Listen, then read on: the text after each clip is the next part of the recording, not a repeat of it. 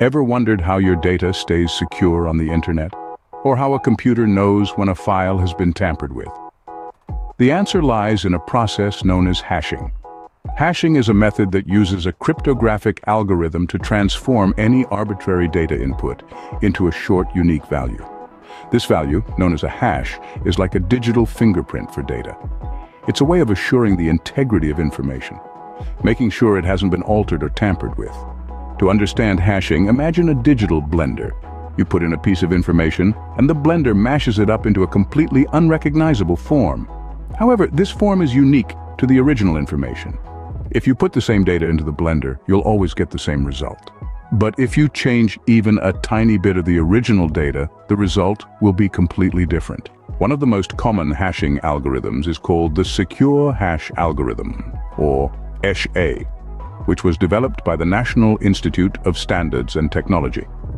Another widely used algorithm is the Message Digest, or MD5.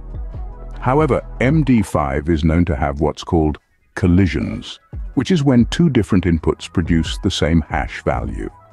Because of this, MD5 is typically used only for integrity checking and not for security applications. The output of a cryptographic hash algorithm is often used as a checksum, which can detect errors that may have been introduced during storage or transmission.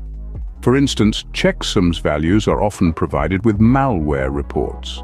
If you suspect a malicious software in your environment, you can run an MD5 or SHA-256 checksum against it to confirm that it is the same as the malware reported on the site.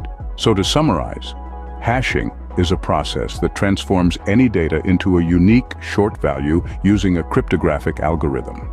This value, or hash, acts like a digital fingerprint for the data, ensuring its integrity.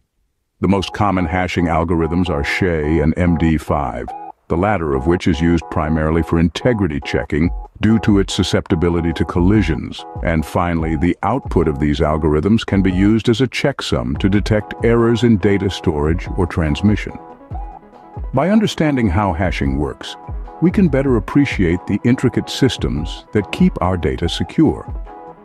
If you enjoyed this video, please consider subscribing to Demystify Tech for more content like this.